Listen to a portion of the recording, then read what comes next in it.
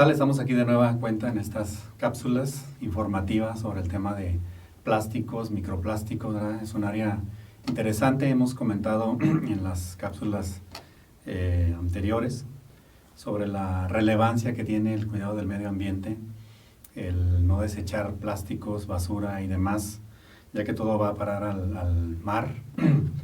Y bueno, en esta ocasión tenemos una invitada nuevamente de estudiante de maestría, pero antes me gustaría presentar a la doctora Rosario González Mota, investigadora, miembro del Sistema Nacional de Investigadores, que estudia esta área de los microplásticos.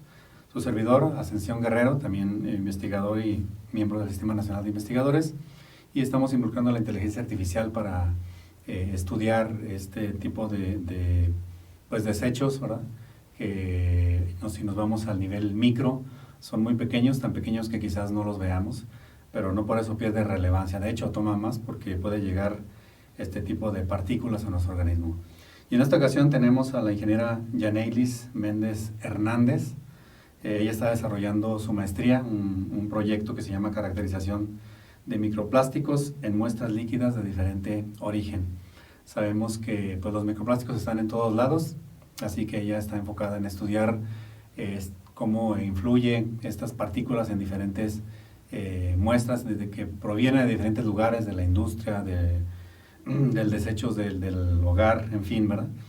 Entonces, pues bienvenidos a esta cápsula informativa. Gracias, para entrar en contexto, Yaneilis, no sé si tú nos pudieras mencionar un poquito sobre pues, qué son los microplásticos. Sí, buenos días. Muchas gracias por la invitación, doctor. Los microplásticos, bueno, son partículas muy pequeñas, son contaminantes emergentes que ahora en la actualidad tienen un gran impacto negativo ambientalmente. También tienen una repercusión a la salud y a la sociedad de una gran medida. Los microplásticos son partículas pequeñas de tamaños menores de 5 milímetros que se han encontrado en diferentes ecosistemas, alimentos y organismos, causando diferentes contaminaciones en tanto el suelo, el aire, como también el agua. Ellos intervienen como tal, son provenientes de diferentes fuentes, como las fuentes humanas, ya se diga las fibras resultados del lavado de ropa, fibras textiles y entre los otros productos que se emplean también en productos de consumo humano.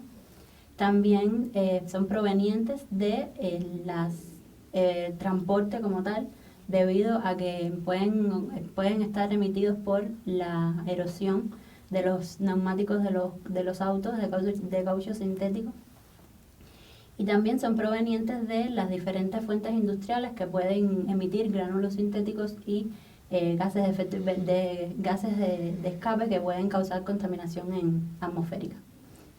Estos microplásticos se caracterizan por ser microplásticos primarios y microplásticos secundarios. Los microplásticos primarios son aquellos que son fabricados en ese pequeño tamaño para ser empleados en productos de belleza, o sea, se fabrican a propósito. Ajá, se fabrican en esos pequeños tamaños a propósito para ser empleados en esas producciones de productos de limpieza, de productos de consumo humano, cremas, exfoliantes.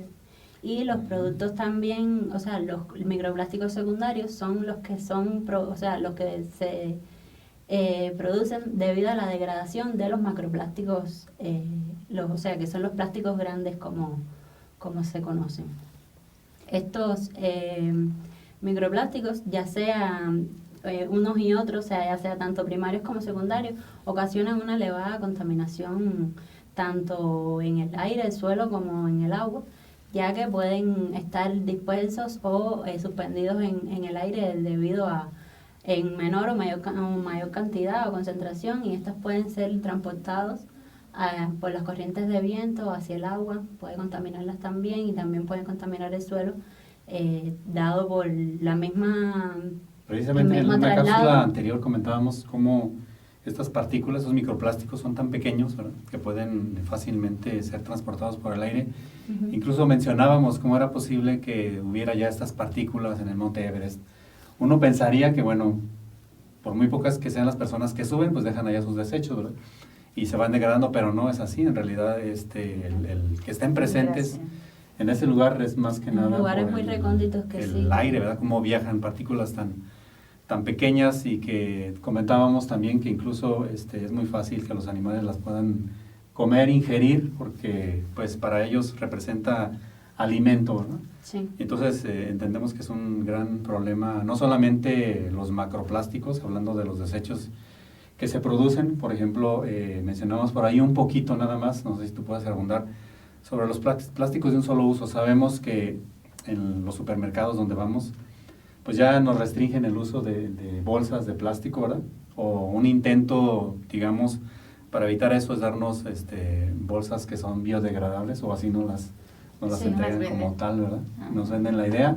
Realmente no sabemos todavía si sea así, pero sobre el uso de plásticos de un solo uso, para que la gente pueda entender ese concepto, que bueno, se ha abordado ya de diferentes maneras y diferentes formas, ¿verdad? A través de la publicidad, pero ¿qué más pudiera comentarse respecto a darle una orientación a este tema de investigación? Bueno, sí, con respecto a los plásticos de un solo uso, considero que que deberían minimizar este consumo de ellos mismos, tanto para evitar la contaminación, dado tanto por plásticos como por microplásticos, porque como bien habíamos dicho, se pueden degradar y pueden fragmentarse y bueno, conllevar a diferentes contaminaciones también en menor medida, o sea, en pequeñas porciones.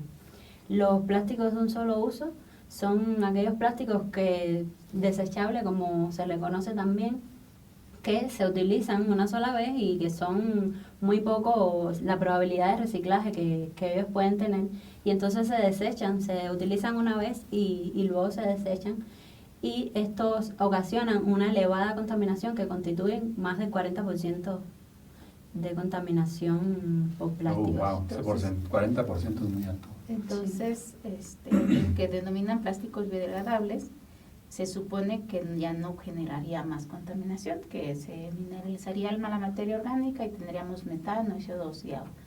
Pero en realidad es esto, que pasa eso, o esos plásticos llamados biodegradables pudieran generar microplásticos, es decir, ya no los vemos grandes, pero solo se hacen pequeñitos. Comentábamos la diferencia entre que era la degradación como tal, y otro era la fragmentación. No porque se hagan partículas pequeñas significa que ya se integraron a la tierra, ¿verdad? Que ya no los vemos, pero tal vez estén ahí generando microplásticos, ¿verdad?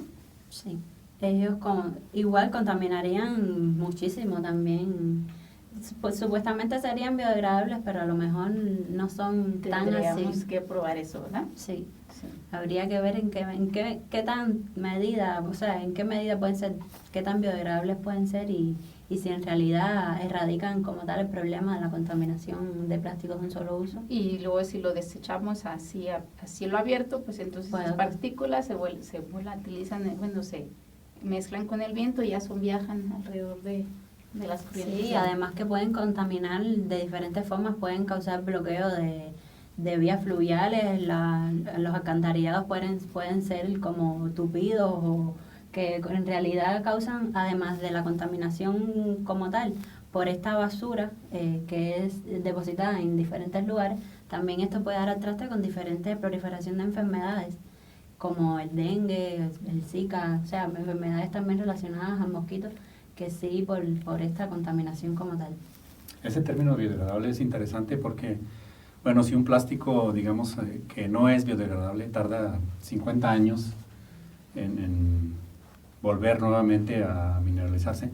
Por ejemplo, ¿qué pasa si manejamos un término ahora de plástico biodegradable y que tarda 45 años? ¿Sería suficiente para poder ganarle a esta cantidad de desechos que estamos generando? No, sigue siendo un tema de investigación que todavía hay que resolver, ¿no? Sí, sobre todo tener cuidado cuando nos sentimos ecológicos porque usamos un material que dice biodegradable, pero la verdad es que no sabemos si en realidad es biodegradable o a qué condiciones si es biodegradable. Si esa condición es de composta industrial, pues entonces lo desechamos y sigue igual, ¿verdad? Sí. Pues muy bien, Yaneli, ¿nos podrías platicar un poquito cómo se enmarca tu proyecto en este área de investigación? ¿Qué es lo que tú quieres hacer o lograr?